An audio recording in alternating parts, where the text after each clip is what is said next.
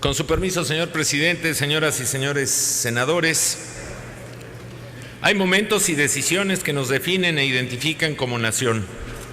En nuestro país, uno de los más emblemáticos ocurrió en la tercera década del siglo XX, cuando el entonces presidente de la República, el general Lázaro Cárdenas del Río, decretó la expropiación petrolera, una acción crucial para la consolidación del Estado mexicano de ese entonces.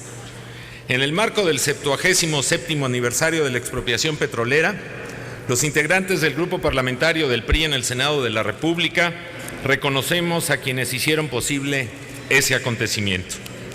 Al efecto, es oportuno hacer una breve pero sustancial remembranza de los principales momentos en torno de la nacionalización de las empresas petroleras en 1938. Más allá de la poesía o los romanticismos, la historia tiene memoria.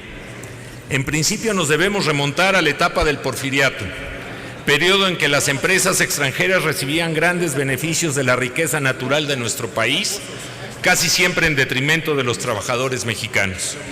En consecuencia, la Constitución de 1917 estableció la restitución de la propiedad de las riquezas del subsuelo a la nación, por lo que las compañías petroleras crearon la Asociación de Productores de Petróleo en México. De esta manera, el 27 de septiembre de 1935 fue creado el Sindicato Único de Trabajadores Petroleros, mismo que el 29 de enero de 1936 se unió al Comité Nacional de Defensa Proletaria.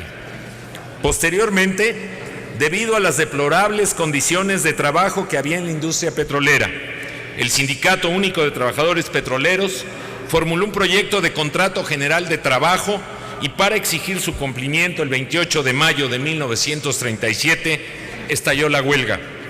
Las principales exigencias del pliego petitorio fueron que las compañías deberían pagar los salarios caídos, elevar los salarios y mejorar las condiciones laborales de sus trabajadores.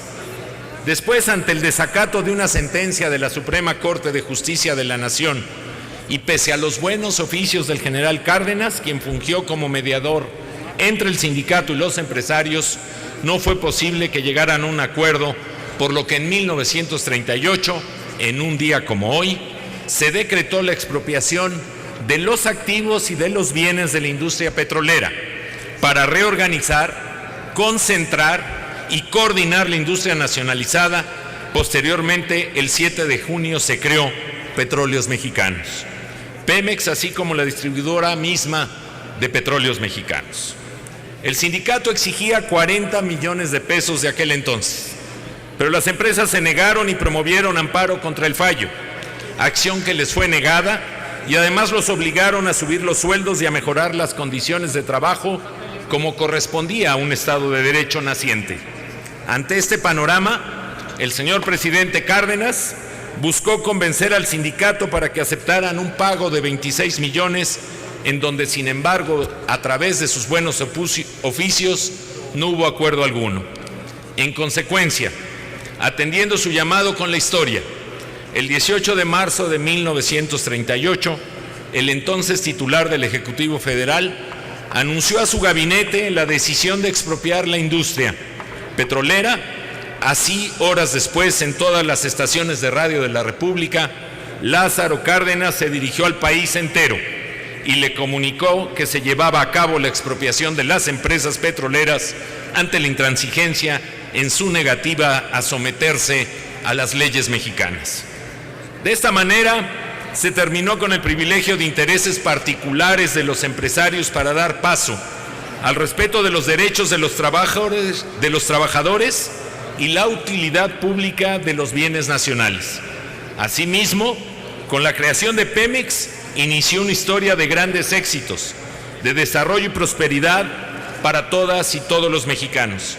Seamos claros, insistamos y dejemos de jugar con las palabras. En 1938 lo que se expropió fue la industria petrolera, no el petróleo. El petróleo era nuestro desde 1917. El petróleo estaba plasmado ya en nuestro texto constitucional desde aquella época.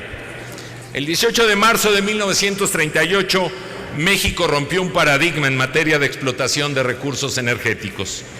Con ello garantizó que la renta petrolera sirviera de cimiento al desarrollo nacional a lo largo prácticamente del siglo pasado, en los últimos 77 años. A 77 años de distancia, México vuelve a romper paradigmas en cuanto a la explotación y aprovechamiento de la riqueza energética.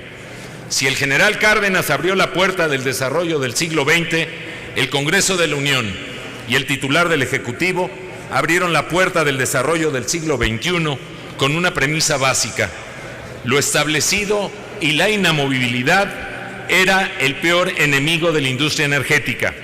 Había que atreverse a transformar lo que ya se había agotado hace varias décadas y que hoy estamos pagando con niveles de producción bajos, y a preservar un Estado para la nación en donde lo único que no cambió, como desde 1900 está en nuestra Constitución, es que la propiedad de los hidrocarburos es y seguirá siendo de todas y todos los mexicanos. Por ello, a la luz de 7 décadas, la reforma constitucional en materia energética aprobada por esta legislatura por una amplísima calificada mayoría prueba su oportunidad y su valía. Esta le permitirá a la industria petrolera nacional romper los vicios de un modelo monopólico, preservando la propiedad sobre los recursos naturales y fortaleciendo a Pemex, la empresa productiva hoy del Estado mexicano, la empresa de todos los mexicanos, para sentirnos orgullosos de ella. Que no haya dudas, la reforma energética es y será positiva para el país y para los ciudadanos. La gradualidad de los cambios solo confirma su trascendencia. Los pequeños cambios tienen efectos inmediatos que se diluyen en el tiempo. Las grandes transformaciones de una nación tienen horizontes de corto, mediano y largo plazo, y es la distancia de los hechos lo que confirman su valor. Así sucedió con la ciudadanización de los órganos electorales, con la autonomía del Banco de México o la aprobación de un tratado de libre comercio que hoy da dividendos sin los cuales no entenderíamos a esta nación nuestra. Así sucederá con la reforma energética que ha abierto las puertas de México a la competencia y a la transparencia. 18 de marzo del 2015, sin dogmas ni verdades a medias, México vuelve a garantizar que los recursos energéticos sirvan de cimiento del desarrollo. En su tiempo y circunstancia lo hicieron posibles los liderazgos nacionales encabezados por Cárdenas en 1938. En su tiempo y su circunstancia, esta generación de mexicanos podrá aquilatar la dimensión de lo logrado por la reforma energética, de la expropiación de los medios de producción al fortalecimiento de la industria nacional como medio para alcanzar el desarrollo. Por su atención, muchas gracias. Muchas gracias a usted.